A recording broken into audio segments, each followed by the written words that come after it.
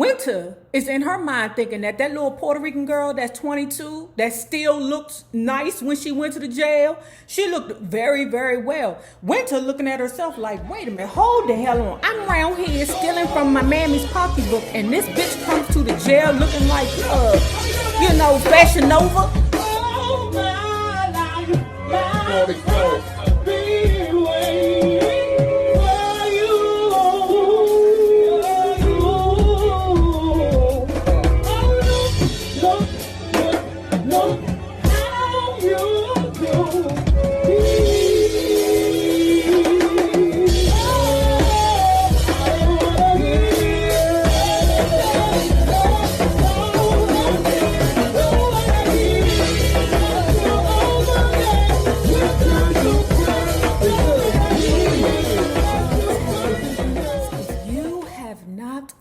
Done so, please remember to like, share, and subscribe, because it is so important to our success here on the YouTube. And if you are not a part of our book club, please remember to hit the Patreon link below and or the join button here on the YouTube. And for a small monthly fee of $5, you can be privy to all the shenanigans before the YouTube gets it, if the YouTube gets it. Now, let's talk about Sister Souljah's Coldest Winter Ever part. What part are we going to do? I think this is 9. Now, before we get started, I need to go over some things again with you. The first thing is, do not give the book away, okay? I see some people in the comments that are going forward in the book and saying things that I have not already talked about. And if you notice, sometimes your comments are deleted. That's because do not ruin it for the next person. Believe it or not, everybody has not read the book. And for those of us who have already read the book in our past, doing this now, it's like I forgot completely about what happened. Like, I don't know what's going to happen next. Okay, so when y'all put the comments below talking about, something that happened a couple of chapters down, you're ruining it not only for me, but for a lot of people. So please, only discuss what has already been talked about. Okay, so the next thing is we went live the other day, and we said that we wanted to do Teyana Taylor as Natalie, but I've made an executive decision, and I've chosen Teyana Taylor to be Winter. So the next thing is, guys, like I told you, my viewership for the Coldest Winter Ever has been low. So because I put so much work into these videos, and I told you I have corpus tunnus so bad in this hand that your girl is hurting, okay? For real, your girl is hurting. So I decided to do a spreaker or 2 or 3 here and there, okay? So anyway, let's get to the book where we left off. Winter and her mammy was in the waiting area at the jail, okay? And if you guys don't know what happens when you're in a waiting area in the jail, there's a whole bunch of people waiting around for the CO to call your inmate's last name. The CO came in, Santiaga, 2 women stood up. That would be Winter's mother and a very young Puerto Rican girl holding a baby, okay? Now, Winter's mother went to the correctional officer and said, excuse me, what name did you say? Was it Santiago? What's the first name? Ma'am, it's Ricky Santiago. Okay, that's my Santiago, but I don't understand why this bitch standing up. Why is this bitch standing up? Okay? The young girl holding the baby had said, you know what? Don't worry about it. You go ahead, right? Winter's mammy said, the fuck you mean you go ahead, bitch? What is going on here? Those two get into, like a little heated argument. The Puerto Rican girl is still trying to stand down, okay? Because she's still trying to give the woman respect, right? Go ahead, you can have it, Okay, just go head on. I'm not trying to explain to you shit. You know, if your husband ain't tell you, I'm not going to be the mother hunter to tell you. Okay, so the correctional officer get in between the two women, separate them, grab Winter's mother and say, you go next. Okay, you go in there next. It's your turn. Okay, let's go. So Winter is left in the waiting area, waiting her turn to see Santiaga. But you know Winter, she always with the bullshit. So she gets up, she goes to the sign-in sheet, right? And she says, excuse me, Mr. CO man, what I need to do is to make sure that I put my father's number down right, okay? So what she did was she skimmed the paper to see that, okay, this woman right here, she is also here to see Santiaga, okay? And her name is Dulce T something, okay? Some last name that I can't pronounce and I'm not going to. Now, so Winter takes it upon herself to sit down next to the girl to get closer to the girl, okay? And what she, oh man, oh Winter, oh girl.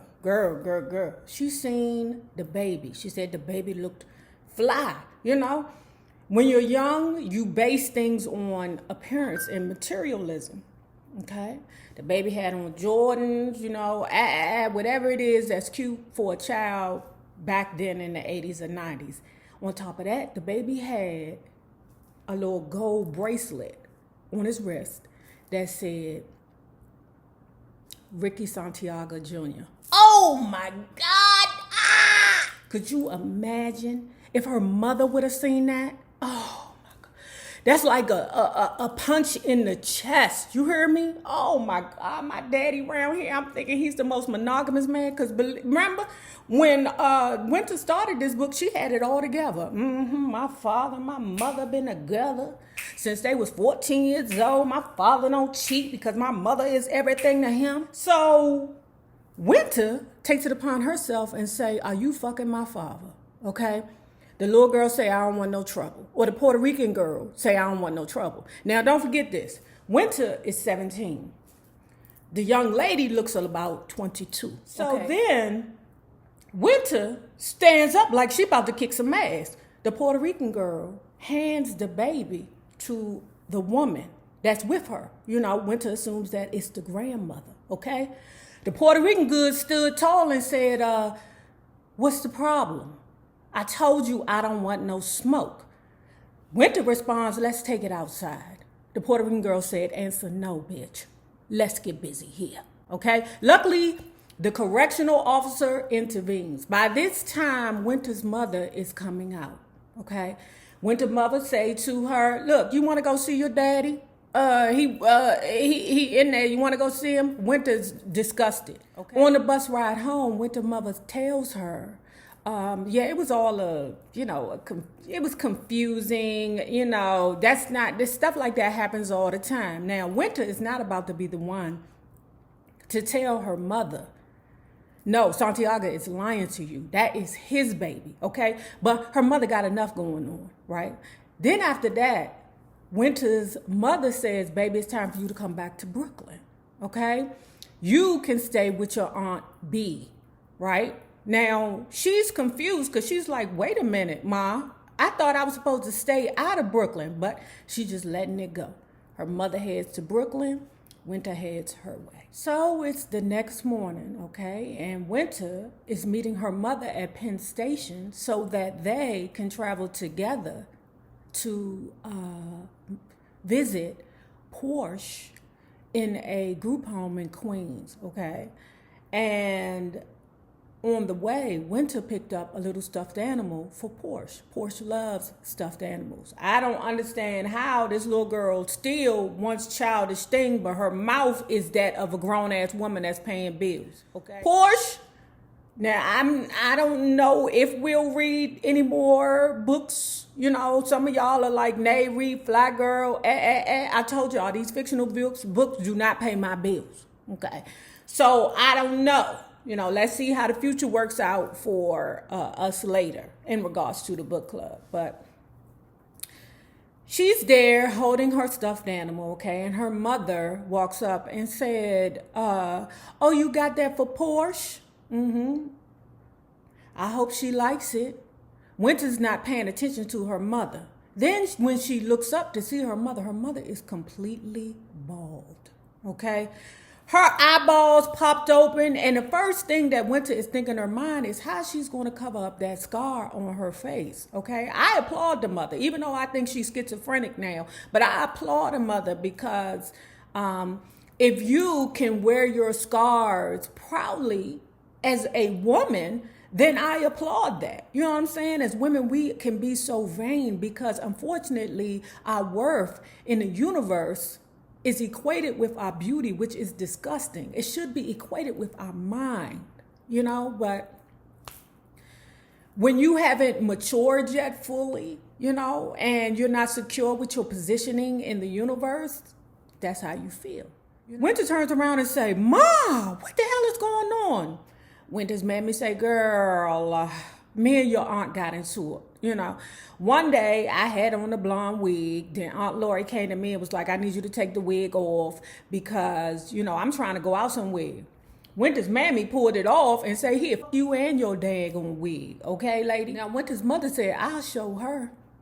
I won't never borrow another one of her damn wigs again," and shaved it off bald because she was a fan of Grace Jones, you know, and in her mind, she believed that to be fashion forward, which is, you know, my mother-in-law wears a bald head. And when I tell you she be killing it with that dark skin, and when she be having her eyes made up, she kills it. Not everybody can wear it, but just the fact that she was strong enough to wear it, right? According to Winter's mammy, she around here looking like the Grace and the Jones, okay? Pull up to my bumper, baby, in your big black limousine. Girl, what? They headed to the group home in Queens to see Porsche. Porsche comes down with an attitude. "Why in the hell is Winter out and I'm not?" Winter's mother eyes got real big. Like, "Girl, you talk too much. Part of the reason why you fucked up is because you talk too much, okay? Can't stand old sassy mouth little girl that don't know shiz, but she thinks she do." The mother says, "Porsche, this is not Winter. This is Rosie." Now, remember, Winter is on the run, okay? And the goddamn counselor, because you know the visits got to be supervised, okay? You know, Winter's mammy don't understand why I need to be supervised to see my own children, okay? But the caseworker sitting right there looking like, "Oh shit, what should I do?" Right? Winter bent down in Portia's ears and basically told her, "Girl, shut the fuck up, okay? You know I'm on a run here. What you trying to do? Hit me up?" Answer yes, okay? Because Portia has that resentment in her heart towards Winter because she feels like Winter gets everything. Portia runs down all her complaints. "I don't got no stuffed animals. Mammy," she 8 now. "They won't let me eat what I want to eat. They got me wearing all these crazy ass fucked up clothes around here. I told them to bring me my clothes from my house, baby." "Porsche, baby, you ain't got no house no more, baby. Them clothes is gone. Everything is gone." But she thinks she know what the heck is going on, but she don't, okay? So by the time the end of the visit came, it was disappointing because, again, Winter's mammy's like, "I'm doing the best I can to get my children back, okay? I'm trying to do whatever it is the people tell me to do to get my children back." And I'm glad that Winter told her, "Ma, I think you need to go into that shelter so then, you know, you can get housing because Santiaga, out." Winter is in her mind thinking that that little Puerto Rican girl that's 22, that still looks nice when she went to the jail, she looked very, very well. Winter looking at herself like, "Wait a minute, hold the hell on. I'm around here stealing from my mammy's pocketbook and this bitch comes to the jail looking like, you know, Fashion Nova." Moving forward, okay, you know, Winter ain't got nothing but $500 left in her pocket, right? Because Sterling, you know, he ain't got no money. According to her, by the time he get finished paying all his bills, all he got is $150 left after each week that they need to split down the middle. Okay. What Sterling does not have is money, But Winter, he got loyalty. Winter decided to take back the first Nicole Miller and trade it in. Okay, I'm glad that you didn't funk up the dress. I knew she was going to do that because I'm like, girl, you need to get that receipt on that first dress that you got, right? And take a pantsuit or skirt suit, whatever, 9-to-5 businesswoman outfit that you wearing, but your ass ain't got no job. You should be in school, but I digress. She done traded in one Nicole Miller dress for the next Nicole Miller dress so that she could meet Midnight. Midnight tells her to meet in a park. When Midnight drives up in his brand new, or not brand new, but new enough, sparkly Acura.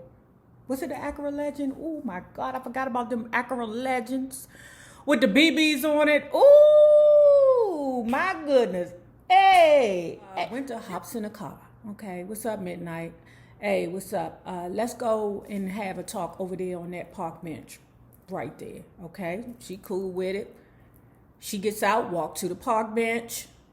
He parks the car. He's walking towards the park bench also. Winter sees that it's a whole bunch of doo-doo, bird doo-doo on the bench. She like, ugh, all that bird doo-doo. Winter, I ain't even mad at you with that because bird doo-doo carry a lot of sicknesses and illnesses, okay?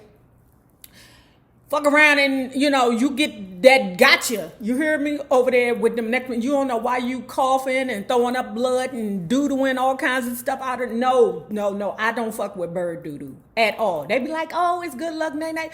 That bird shit. Okay? So anyway, when Midnight comes over, she said, let's sit at that park bench because it's too much doo-doo over here. He grabs her by the arm and says, sit your bitch ass down, girl.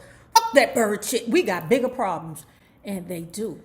Midnight is talking to or has talked to Santiaga and explained to Santiaga the entire deal, right? The entire deal is they all knocked. They all pinched, right? Midnight is on his way out the door. You hear me? He packing his shit to go. Now, Winter was in her feelings because she seen the luggage in the back. Right? She like, wait a minute, what the heck is going on? What is he about to tell me at this park bench? Because his bags is packed. He talking about my daddy is gone for good. And the fact that Midnight is packing or trying to leave is putting a whole dent in her plan. Because remember, her plan was, okay, I'm going to have Midnight working for me, or we going to work together and we about to run the city and everything. They about to have a whole drug cartel. I told you, she thought she thinks she is Griselda Blanco. No, bitch, you can never be Griselda Blanco. Okay? Never. All right? Because Griselda Blanco was trained properly. You were not. Midnight explains to her that the whole crew is gone. The only one that has not gotten pinched is me. And I'm getting the fuck out of here before they figure out that I had something to do with your father's situation, right? Winter heated. What do you mean the money not here? What do you mean you already told Santiaga? Did you steal my father's money? Midnight's sentiment is, bitch, I already explained to your father. Your father understands what happened. Why do I have to explain myself to you? You know what? In fact, I don't have to explain myself to you. Winter then asks Midnight, why is it that you're the only person who did not get caught? Midnight said, because I'm smart. Men, especially men in the game, allow women to get in their head, and before you know it, they're making bad decisions. Okay. Winter says to him, is that what you're saying about my mother and my father? That my mother is the reason why my father is locked up and my father is a dumb man? I'm not saying that. Your father is a very smart man. But he maybe had a lapse in judgment. Because remember, Santiaga's wife, meaning Winter's mother, was yelling in his face about a Benz.